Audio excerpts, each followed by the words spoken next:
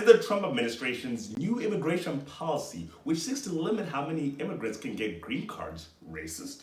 Yes! Hello, ladies and gentlemen. Welcome to the first ever episode of Eddie Explains. And in this show, what I try and do is I try and pick a specific topic that's occurring in politics and break it down, go really in depth, and try and do it in a short amount of time because I know y'all are busy. Now, so that you know a little bit about me, my full name is Kavimbanashe Edwin Chikukwa. Yes, it is a very long name. Yes, second grade spelling was hard, but then I got really good at it because it kind of helps when you have all the letters of the alphabet in your name. Now, before we get into it, I want to acknowledge a couple of things. I get it. We live in the era of fake news and alternative facts. Now, because I want you to feel safe with me and I want you to trust what I'm saying, I'm going to post a link or links in the description to all the articles and studies that I'm reading and citing so that you can go look at them for yourselves and come to your own conclusions. Now, if you disagree with me, please let me know. Comment that, dislike. I want to get that interaction. If you agree with me, once again, comment, like. But in all cases, subscribe. Now, for the reason that you're here, Trump's immigration policy. Now, what the Trump administration did is last week they came up with a rule called the public charge rule. Now, the public charge rule has been around since 1882, and what it pretty much says is if a person is going to be a public charge to the United States, the United States has every right to not let that person into the country or get a green card. Now, that rule wasn't updated up until 1999 under President Bill Clinton because, quite frankly, no one gave an actual definition of what a public charge is. So Clinton decided to give it a definition, and what that definition was, if a person's income primarily relies on cash assistance or long-term institutional care, then the United States has every reason, once again, not to give this person a green card. Now, if the Clinton criteria of using welfare and long-term institutional care to determine whether a person is a public charge is the equivalent of a blowjob, then the Trump administration's version is the equivalent of cheating on your wife with a porn star. See, what Trump did is he added a whole bunch of other things to this criteria. He said, not only are we going to look at welfare and long-term institutional care, but we're going to start looking at whether a person received food stamps, whether a person received Medicaid, and all these other programs. Not only is he including those programs, but now he's going to be looking at things such as the age, the health, the education level, the credit score, the assets and liabilities of a person applying, and they're going to try and determine whether this person is going to use any of those public assistance programs, and therefore, even if they don't use them and are likely to use them, then that person can get denied a green card. According to the Migration Policy Institute, this new rule would allow the Trump administration to deny green cards to 70% of migrants coming from African, Latin American, as well as Caribbean countries, while only denying roughly 30% of immigrants coming from European or Canadian countries. Think of it this way. Imagine black and brown people are plus-size women, and the immigration officer is Future's bouncer. Yeah, you're not getting in. Now, it's unfair for me to accuse the Trump administration of racism without exploring some of their arguments. So I believe that there's three main arguments the Trump administration is making in order to defend this policy. The first one is the historical argument, the second one is the economic argument, and the third one is the asylum argument. Let's look at all three of these. Okay, let's start with the historical argument. The Trump administration has been arguing that we've had this public charge rule since 1882. Now, let's look at 1882 because I don't think personally that 1882 is the best time to be looking for immigration ideas. This was also the same year Congress passed the Chinese Exclusion Act. Now, a lot of things have changed since then. We no longer say no to Chinese people, we just say no to Chinese goods. But still, in my opinion, I don't think it's the best time to be looking for guidance. As well as the fact that we actually didn't know what a public charge was in 1882 because a lot of these public assistance programs didn't exist then. A lot of things such as Medicaid or welfare or all these other programs that help individuals such as food stamps, all of these came around the 1900s. So we even didn't have a definition for that up until 1999. In the 1880s, there was a whole other side of the immigration debate, which is encapsulated in Emma Lazarus's poem. In this poem, she talks about bringing the poor, bringing the wretched, bringing the homeless to the United States and giving them liberty essentially. Now, the interesting thing about why I bring up this poem is because this poem was inscribed on a plaque at the Statue of Liberty, and it was also quoted by Acting Director of Citizenship and Immigration Services, Ken Cuccinelli. Now, instead of pretty much quoting what the poem was saying, Ken Cuccinelli brought his own version where it says, "Bring me your poor and all those who can pretty much stand on their own 2 feet and be self-sufficient." That was Cuccinelli's version. And the interesting thing is when Cuccinelli was asked about it on CNN, his response was, while the rest of the poem which talked about bringing the wretched and the homeless, that only applied to Europeans. Historic arguments aren't the only things the Trump administration is bringing to the table. They also have an economic argument.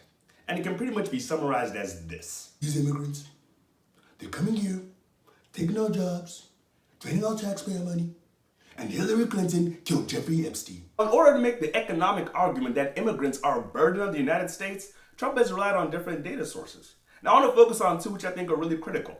The first one is the National Academy for Sciences. See, the National Academy for Sciences did a comprehensive study on immigration where they looked at it from different perspectives and came to a bunch of different conclusions. Now, Trump has cited the study and said that it shows that immigrants are a fiscal burden of about $300 billion on U.S. taxpayers. It got so bad that the chair of the study actually had to come out and say, whoa, Donald, chill. That's not actually what we're saying here. See, they wrote an op-ed where they pretty much summarized what their study said, and they said their study showed that immigrants are actually a net positive gain on the United States. Yes, immigrants actually bring good things to the United States. Now, what the study also showed is that, first of all, immigrants don't take as much in welfare as American citizens because, quite frankly, a lot of them don't qualify for some public assistance programs. The second thing the study showed is where immigrants are a burden typically tends to be in public education. But the thing is, the return on investment is pretty great because those immigrants who are educated in the American system go on to out-earn not only their parents, but in a lot of cases, native-born Americans and contribute to the United States taxpayer system. And the third thing is immigrants actually pay their taxes. So this comprehensive study showed that immigrants are a positive net gain on the United States, but Donald Trump managed to use some of the specific data sets in there to manipulate it and lie to his base. Another thing I want to point out about the National Academy of Sciences study is that they also found that immigrants actually aren't taking people's jobs. See, most immigrants who come from mainly Central American countries or African countries, they go into low-skill wage jobs. A lot of these low-skill wage jobs, they would be competing with American citizens who did not graduate high school.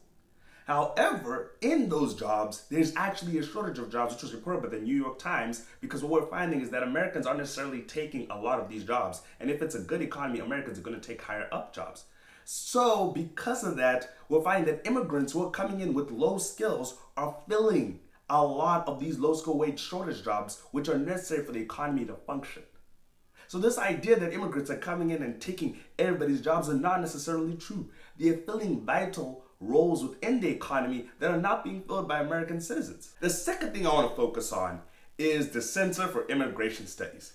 Now, Trump has cited this group in order to show that immigrants actually use public assistance more so than native-born citizens. However, these studies by the Center for Immigration Studies have been debunked so many times because what they do is they look at immigrants from a household perspective rather than looking at immigrants from an individual perspective. The problem with that is when you look at immigrants from a household perspective, you don't count the fact that it's possible for the head of a household to be an immigrant and the child to be an American citizen. So which means that a lot of immigrants are in mixed status households. So you can't just look at one person and says because this one person is an immigrant or doesn't have a green card, it means the whole house doesn't have green cards or is not naturalized. Now, this has been pointed out by other immigration studies, and besides only just using faulty data and using faulty and manipulating faulty data sets, the Center for Immigration Studies is actually listed as a hate group by the Southern Poverty Law Center. And according to the Southern Poverty Law Center, which keeps track of other hate groups such as neo-Nazi groups and the KKK, the Center for Immigration Studies has been infamous for publishing articles by anti-Semites as well as racists. So our president is quoting hate groups and using misleading data in order to come up with a conclusion of our immigration policy. Now, is it possible that the president of the United States immigration policy is racist? Nah. He's friends with Ben Carson. On to the final argument, the asylum argument. See, one of the main arguments being made by the Trump administration is the public charge rule is not cruel because it doesn't affect asylum seekers and refugees who are fleeing their countries and fleeing political violence and economic disaster in those countries. And Trump, for the most part, is actually right about that. Congress did pass a law which made it such that public charge should not count against asylum seekers or refugees. However, imagine and think of Trump in this way. Think of Trump as Thanos. And unlike Thanos, instead of trying to wipe out half the population, he's just trying to wipe out the black and brown immigrants. Now, if you also think of Infinity Stones as laws and executive orders, then you realize that Trump can't do that with just one Infinity Stone. So he has to use multiple Infinity Stones. Now let's look at what he's been saying about asylum seekers and refugees. For example, he's currently stripping temporary protected status, which is a form of refugee and asylum status, from people from Nicaragua, El Salvador, Haiti, and Sudan. Now I don't know about you, but those countries sound very black and brown to me. And in addition to that, he's also adding a rule which pretty much says that immigrants who pass through a third country to get to the United States must apply for asylum in those countries. Now, typically, that's not a bad idea. We have a third-party agreement with Canada. However, he's trying to force Guatemala and Mexico, which are known to not treat asylum seekers and refugees really well, to take on more immigrants.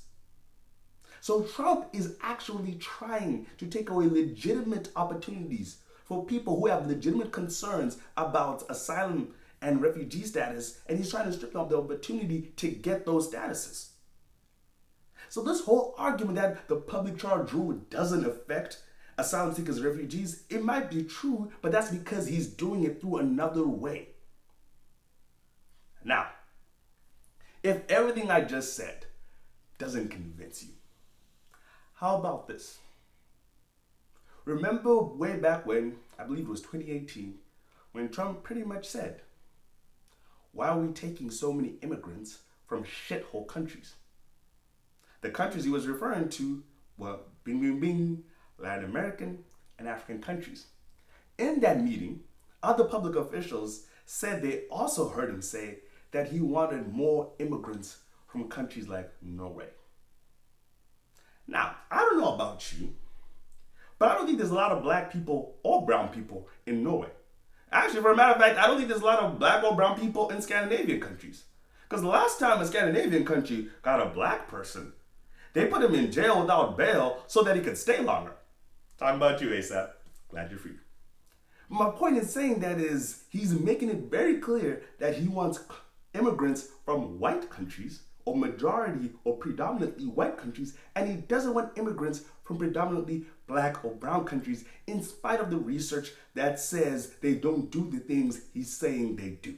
Thanks for watching. Once again, I appreciate all the support. Please like, share, subscribe, comment whether you liked it, disliked it. I want to hear it, why. And also, if you want to see where I got my sources from, I will post them all in the description. So once again, I enjoy hearing from you, so please let me know what you think. Thank you so much. And once again, please subscribe to EddyExplains, and see you next week.